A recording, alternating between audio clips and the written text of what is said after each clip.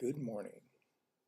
So, going to go a little old school this morning to uh, keep on keeping on. And I'm going to show you Ursula. Well, it's not Ursula herself, but it's called Ursula's Pendant.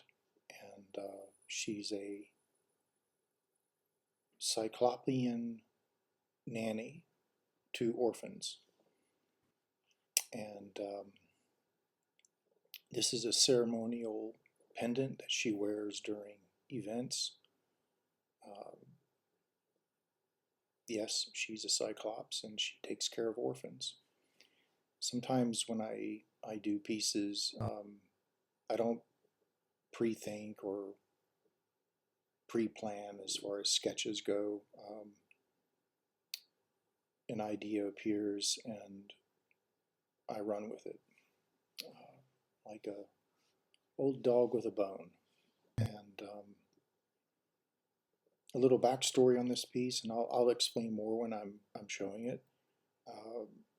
This was early days when I started pewter casting, and I have a two-face mold that this piece went into, and one half of the mold turned out perfect, the other half not so much. That would be the backside of the pendant, and so I went back into that side and reworked it and kind of did my own montage to shore up the loss of the original backside of it. And I'll do another casting, a vertical casting of the piece pretty soon to show you what its actual original design looks like. The mistake I made was casting it horizontal. So what occurred was there wasn't enough, well, I would have needed many air outlets at the very top of the mold to allow everything to escape at varying heights, so that the pewter is not compressed by air getting trapped at the very roof or the ceiling of the mold.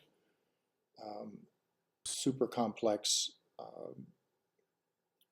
detailing in the original sculpture, and so a lot of the detailing, it's like mountain ridges. So every peak would need a small vertical shaft to push the air out of as the mold's filling up with molten metal. And I thought that the density of the metal itself would be enough to push it out the pore hole that the pewter was going into, but it wasn't. So I salvaged the piece, and there's not a lot of backstory around this piece. It's two parts. There's a stand that's a cast vertebra that I found on a beach in Northern California. So I made a mold of the vertebra. I figure it's probably, based on the size of it, because the piece is 7.5 inches wide and 14.5 inches tall, the vertebra itself is probably some kind of like a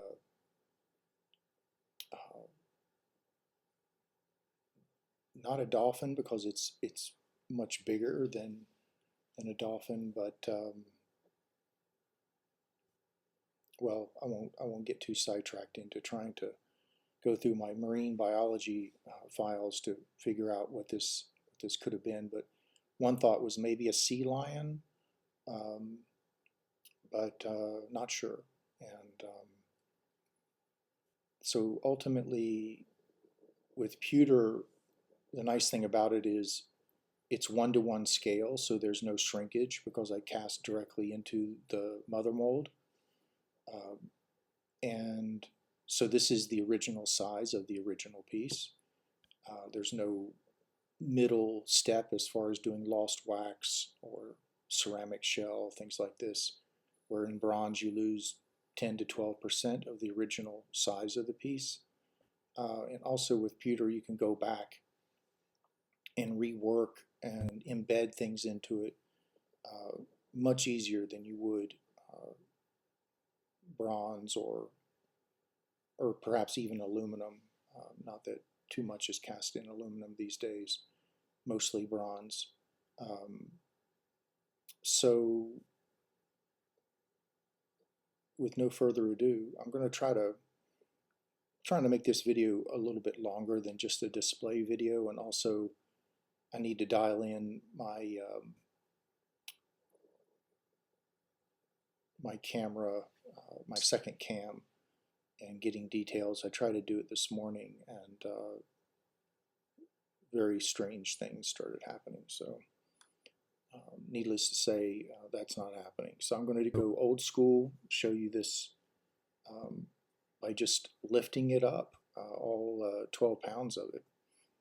So I'm putting my glasses on because in order to just connect with the piece and showing it to you, I'd like to be able to see it in a clear way. So this is Ursula's pendant.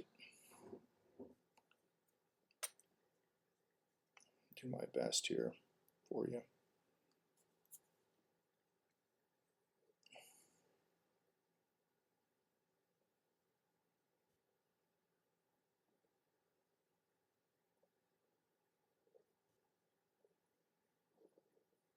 My Sony cam is extraordinary.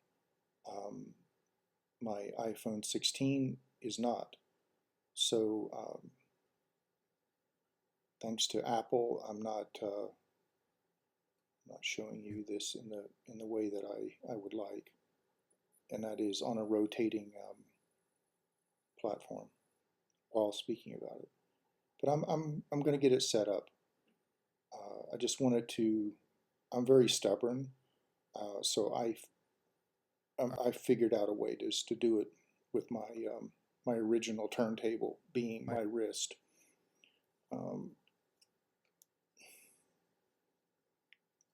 So these are real bones. I think they're from the same find that I got the vertebra from. And you can see here, the camera will maintain. There we go. There's turquoise and various semi-precious stones, some geode in there, a little fantasy doorway, little Dungeons and Dragons lure there.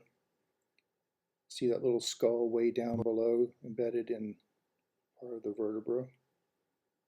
And there's also cast bone in the pewter itself. So when I cast the piece, I did put some fragments of various things in there. And this is archivally sealed, so it won't, this is, I think I did this piece sometime in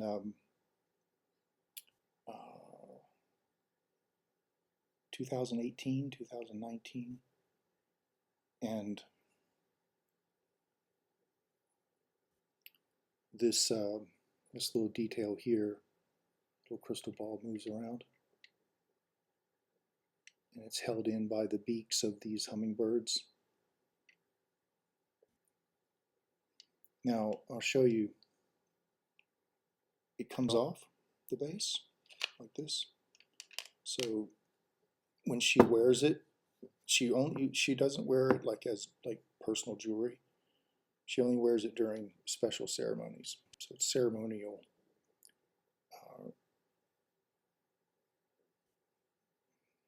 And these are buffalo teeth down here by my thumb. And there's some shark's teeth in there.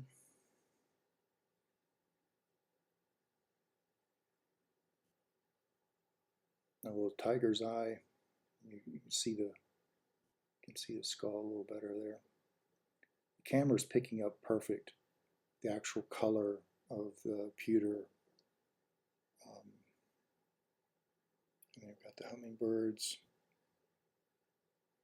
pre-molded and then added later. And this here is me soldering, hand soldering the clasps for the bones, because the bones are, they're not cast with the piece. So this is the basically the me salvaging the back side of the piece. So all that work I did just by hand, like grinding, dremeling, setting things in, soldering.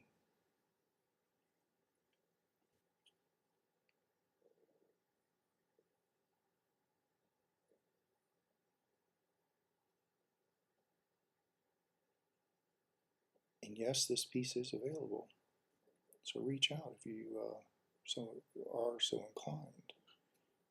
One of one, never to be cast again looking like this as far as the design is concerned.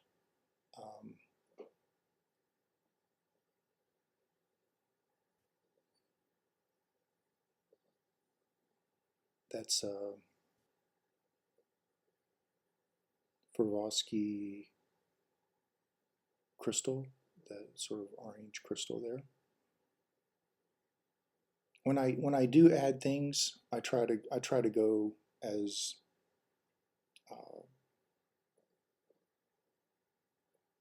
well, for lack of a better term, kind of not like high end Mortgage the Ranch, but not Bob's Hobby either. A lot of work goes into these, so I think about how to honor the effort and not go with materials that don't resemble the effort itself. And then the base is curious unto itself.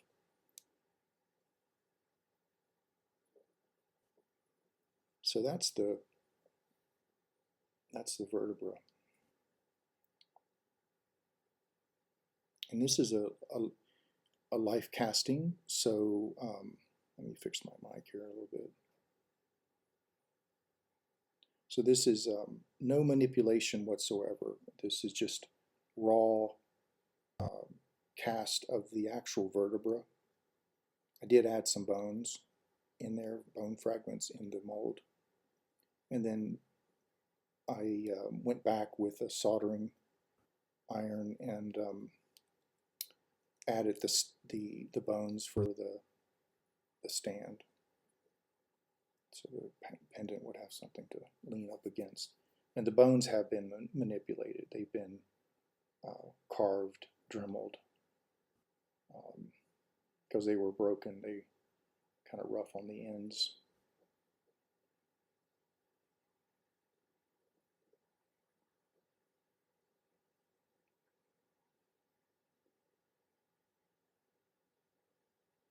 So that's Ursula's pendant, the nanny to orphaned Cyclops.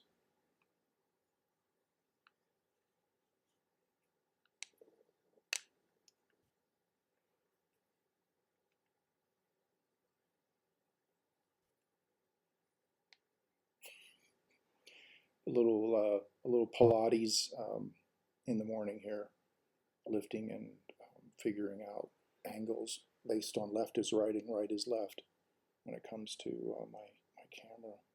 Still training my brain to get that all figured out. So soon enough, I'll be figuring out a way to show you guys some high quality videos of the pieces because they deserve it. I'm not going to go out and get another Sony Alpha digital camera, that's for sure. But I need to figure it out because the iPhone 16, although it's practically a small laptop, it's just not transferring the data in the correct way. Something's going on with that, so I'll keep you updated. And in the meantime, probably be doing this stuff manually because I want to keep with my aim and sharing what's going on in the studio. So thank you for supporting the channel. Give a like, a comment if you wish. I do also custom designs, so if you have any ideas, feel free to reach out and give a like and share the channel. Thank you.